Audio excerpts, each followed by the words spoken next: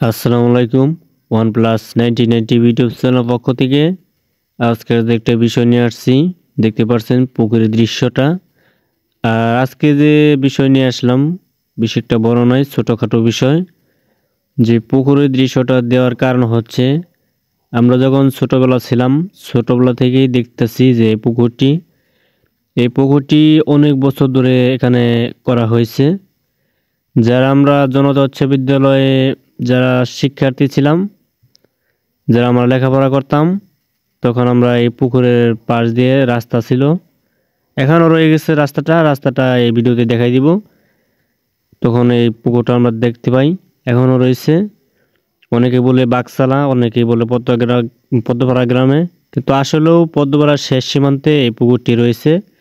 আর এই পুকুরটির নাম হচ্ছে পদ্মার পুকুর। আমরা যা এটা বলি, এ নামে আগে আমরা অনেকেই সবাই চিনে থাকি, পদ্মার পুকুর।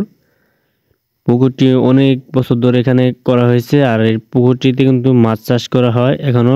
মাছের আদা দেওয়ার জন্য সুব্যবস্থা রয়েছে বাম কর্নারে। আমি জুম করে দেখাবো, এখনই দেখাই দিব। আর এর আগে একটা রিকোয়েস্ট, যারা আমাদের চ্যানেল নতুন সদস্য এখনো যারা সাবস্ক্রাইব করেনি, অবশ্যই আমাদের চ্যানেলটি সাবস্ক্রাইব করে আমাদের পাশে থাকবেন। ভিডিওটি ভালো লাগলে একটা লাইক করবেন। ওই দেখতে পাচ্ছেন যে বাম কর্নারে এখানে এটা চাঙের মতো তৈরি করা হচ্ছে। এখানে কিন্তু মানে মাছের আদারগুলো দেওয়া হয়। এই যে আমি জুম করে ভালোভাবে দেখাচ্ছি, এখানে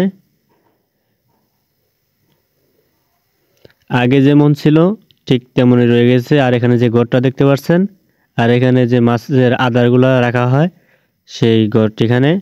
আর যে আমার সেই রাস্তাটা, পিছনের অংশটা, আমি যে রাস্তার কথা বলছিলাম, সেই রাস্তা দিয়ে বাগসালা জনতা উচ্চ বিদ্যালয়ে যে শিক্ষার্থীরা রয়েছে তারা লেখাপড়া করতে যায় এই রাস্তা দিয়েই। ওকে, ধন্যবাদ। সকলে ভালো থাকবেন, সুস্থ থাকবেন। আবার নতুন ভিডিও নিয়ে আসবো।